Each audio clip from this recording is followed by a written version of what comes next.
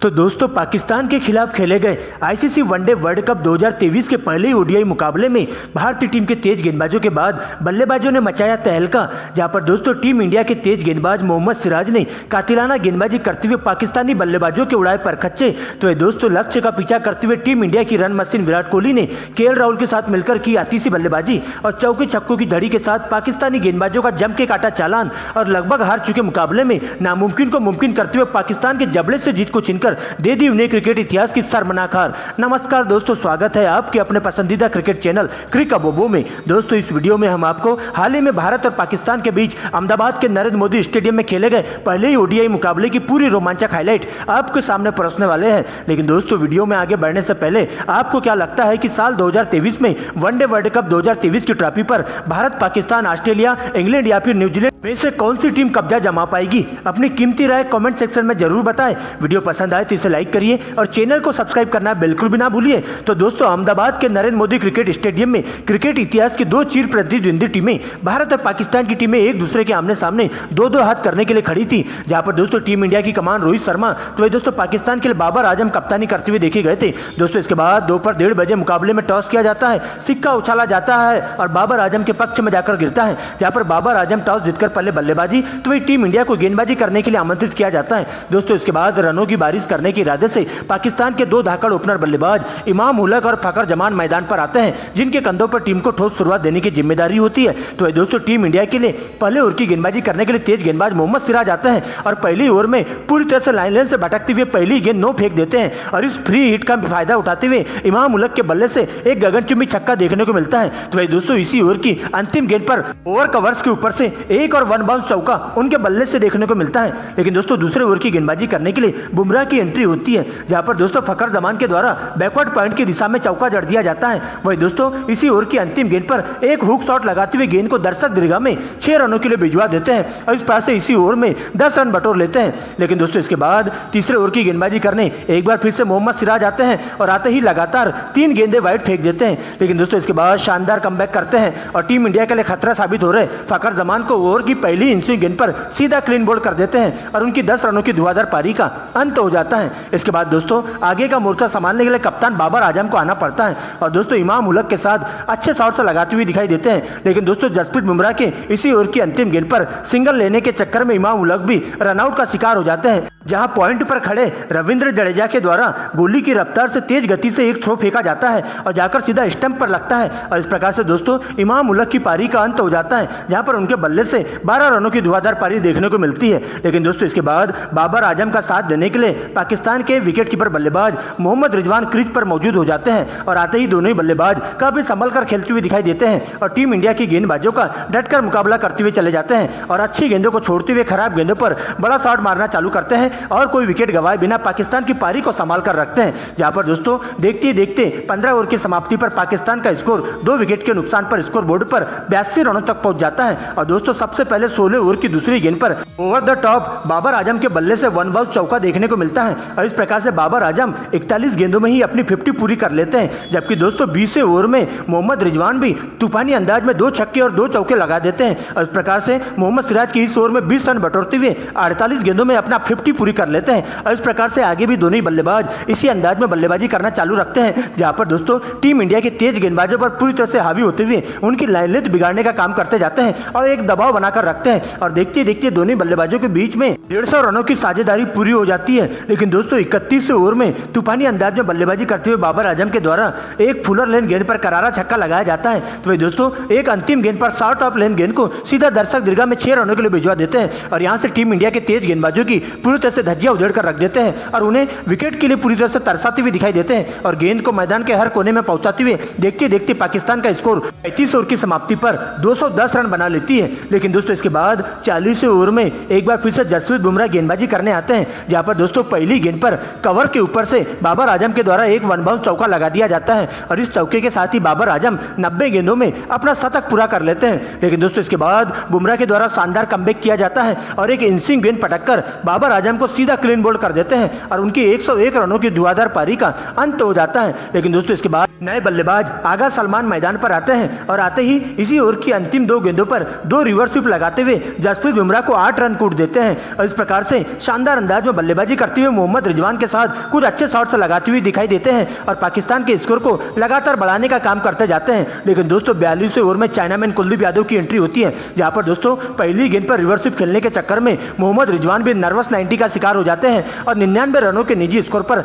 LBW out होकर pavilion का रास्ता नाप लेते हैं और इस प्रकार से मोहम्मद रिजवान की धुआंधार पारी का अंत हो जाता है। जिसके बाद दोस्तों नए बल्लेबाज के रूप में सलमान का साथ देने के लिए इफ्तिकार अहमद की एंट्री होती है और आते ही जडेजा के अगले ओवर में तूफानी अंदाज में 2 गगनचुंबी छक्के उनके बल्ले से देखने को मिलते हैं। लेकिन दोस्तों अंतिम गेंद पर एक और बड़ा शॉट मारने के चक्कर में इफ्तिकार अहमद सूर्य कुमार यादव के द्वारा कैच आउट होकर पवेलियन का रास्ता नाप लेते हैं और इस प्रकार से दोस्तों पाकिस्तान की टीम को 5वां बड़ा झटका लग जाता है। लेकिन दोस्तों इसके बाद आगे का मोर्चा संभालने के लिए नए बल्लेबाज शादाब खान आते हैं और सलमान के साथ मिलकर तूफानी अंदाज में बल्लेबाजी करना चालू कर देते हैं, जहां पर दोस्तों बैकवर्ड पॉइंट की दिशा में 45 ओवर में शादाब खान के द्वारा 2 गगनचुंबी छक्के लगाए जाते हैं। तो दोस्तों इसी ओवर की अंतिम गेंद पर एक फ्लिक शॉट उनके बल्ले से देखने को मिलता है, जबकि दोस्तों 46वें ओवर में पहली गेंद पर हुक शॉट लगाते हुए सलमान खान अपना अर्धशतक पूरा कर लेते हैं। तो दोस्तों बैकअप लाइन गेंद पर एक और गगनचुंबी छक्का इसी ओवर में देखने को मिलता है और देखते देखते दोनों बल्लेबाजों के बीच में 50 रनों की अटूट साझेदारी पूरी हो जाती है। लेकिन दोस्तों 49वें ओवर में एक बार फिर से मोहम्मद सिराज के द्वारा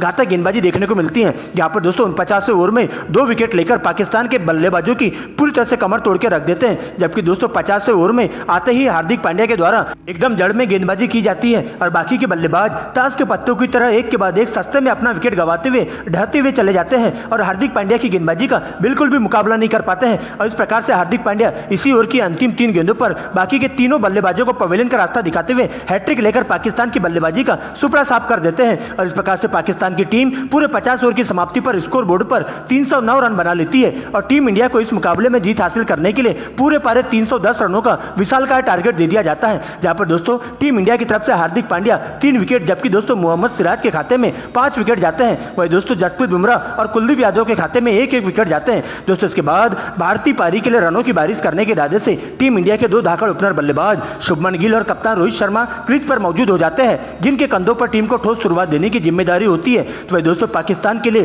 पहले ओवर की गेंदबाजी करने के लिए तेज गेंदबाज शाहिन अफरीदी की एंट्री होती है, जहां पर दोस्तों आते ही पहली ओवर से रोहित शर्मा अपने इरादे साफ जाहिर कर देते हैं और इसी ओवर की अंतिम 2 गेंदों पर बैक टू बैक 2 करारे चौके जड़ते हुए शाहिन अफरीदी पर पूरी तरह से दबाव बनाना चालू कर देते हैं। लेकिन दोस्तों इसके बाद दूसरे ओवर में हसीन अली गेंदबाजी करने आते हैं, जहां पर दोस्तों शुभमन गिल के द्वारा पहली गेंद पर ओवर द टॉप एक छक्का लगा दिया जाता है। तो दोस्तों अंतिम गेंद पर ओवर कवर्स के ऊपर से एक और 1 बाउंड चौका लगा देते हैं और इसके बाद तो दोनों ही बल्लेबाज इसी अंदाज में बल्लेबाजी करना चालू कर देते हैं और पाकिस्तान के तेज गेंदबाजों की पूरी तरह से परकच्चे उड़ाकर रख देते हैं और आती सी बल्लेबाजी करते हुए चौके छक्कों की झड़ी लगाते हुए पाकिस्तानी गेंदबाजों की जम के क्लास लेना चालू कर देते हैं और देखते देखते 15 ओवर की समाप्ति पर टीम इंडिया का स्कोर बिना विकेट गंवाए स्कोर बोर्ड पर 100 रनों के पार पहुंच जाता है। लेकिन दोस्तों 16 ओवर से दोनों ही बल्लेबाज 5वें घेर में बल्लेबाजी करते हुए देखे जाते हैं, जहां पर सबसे पहले रोहित शर्मा का विकराल रूप देखने को मिलता है और 16 ओवर में 2 छक्के और 2 चौकों के साथ रोहित शर्मा 20 रन कूटते हुए अपना अर्धशतक पूरा कर लेते हैं। तो वही 20वें ओवर में शुभमन गिल का बल्ला भी जम के गरजते हुए दिखाई देता है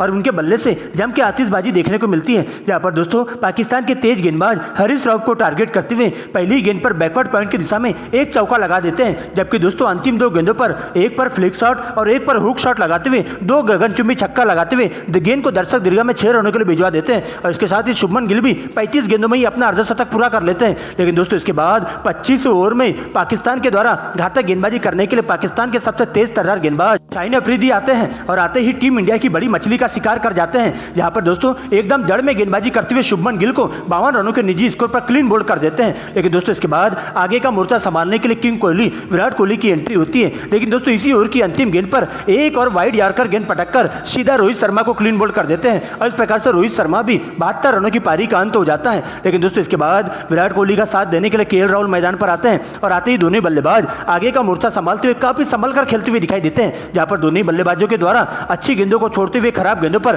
बड़ा शॉट मारना चालू करते हैं और टीम के स्कोर को धीरे धीरे कछुए की चाल से ही सही आगे बढ़ाने का काम करते जाते हैं। और देखते ही देखते 40 ओवर की समाप्ति पर टीम इंडिया का स्कोर बोर्ड पर 260 रनों तक पहुंच जाता है। 41वें ओवर से दोनों ही बल्लेबाज अपने अपने गियर बदलते हैं, जहां पर दोस्तों सबसे पहले 44वें ओवर में विराट कोहली के द्वारा 2 लगातार चौके जड़ते हुए अपना 50 पूरा किया जाता है। तो भाई दोस्तों 45वें ओवर में केएल राहुल भी बहती गंगा में हाथ धोते हुए 2 गगनचुंबी छक्के लगा देते हैं। इस प्रकार से 38 गेंदों में ही अपनी 50 पूरी कर लेते हैं और देखते देखते दोनों ही बल्लेबाजों के बीच में 100 रनों की अटूट साझेदारी पूरी हो जाती है। लेकिन दोस्तों अभी भी टीम इंडिया को इस मुकाबले में जीत हासिल करने के लिए अंतिम के 4 ओवरों में पूरे 60 रनों की दरकार होती है। यहाँ पर दोस्तों सबसे पहले दोनों ही बल्लेबाज मिलकर वनडे को T20 अंदाज में बदल देते हैं और अपने ही स्टाइल में बल्लेबाजी करते हुए पाकिस्तान के गेंदबाजों के जम के परखच्चे उड़ाते हैं और ताबड़तोड़ अंदाज में चौके छक्कों की झड़ी लगाते हुए देखते देखते टीम इंडिया को जीत की दहलीज पर लाकर खड़ा कर देते हैं। लेकिन दोस्तों अभी भी टीम इंडिया को इस मुकाबले में जीत हासिल करने के लिए अंतिम के 12 गेंदों में पूरे के पूरे 32 रनों की दरकार होती है।